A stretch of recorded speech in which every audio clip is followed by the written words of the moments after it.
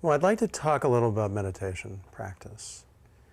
The reason for that is that I spent decades doing intensive meditation practice, and I will say I don't regret 1 minute of it. That I learned a tremendous amount, and it was very important for my development. Well, many people today, particularly if they're exploring the non-dual teachings and experience, often have questions about meditation practice. People are often concerned that if they're doing a meditation practice, that they're going to strengthen a doer. There's someone who's meditating, in other words. And they're worried that why can't they just be awareness? Why meditate, right? Again, I love what Jean Klein said. He says, when there's no one taking themselves to be a meditator, meditation is happening. So the essence of meditation is not being a meditator.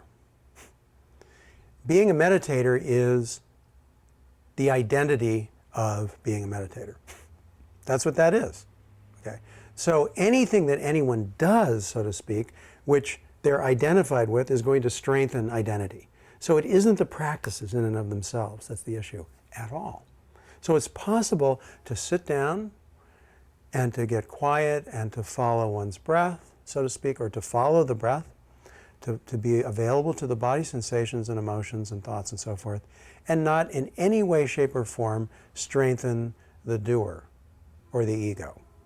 However, one could do all of those things and strengthen the doer. How does one know the difference between whether one is getting more identified or one is actually facilitating freedom? And the answer is quite simply whether one is contracting or expanding. And once one has discovered awareness, that difference becomes obvious. And once that difference becomes obvious, then it doesn't even matter if the contraction comes in, because one will see it immediately, go, oh, there's the contraction. In fact, one begins to welcome the contraction. One begins to look forward to having one's buttons pushed. One stops avoiding the reactions and actually enjoys them. Because when one brings awareness to the reactions, all of a sudden they're freed up and there's all this energy present. So meditation practice without strengthening a doer actually can be a tremendous benefit to the nervous system, for physical health, also for clearing the energetic channels in the body, the so-called meridians, the energy meridians, very important. The practices of yoga and all these different practices that can actually really clear the energy system become very important, because when somebody starts opening and awakening, often their energy fields can get highly amplified. And if they haven't done these kinds of practices, their body can have all kinds of problems and reactions, tremendous problems.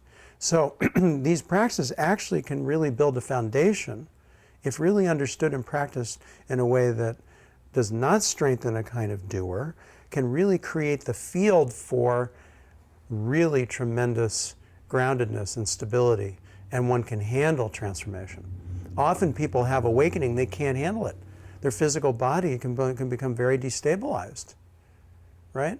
And so these practices actually have, there's a reason that people discovered these practices. I often say that mindfulness and meditation were discovered after enlightenment, not before, because they were needed. They were required to be able to handle tremendous amounts of energy and vitality.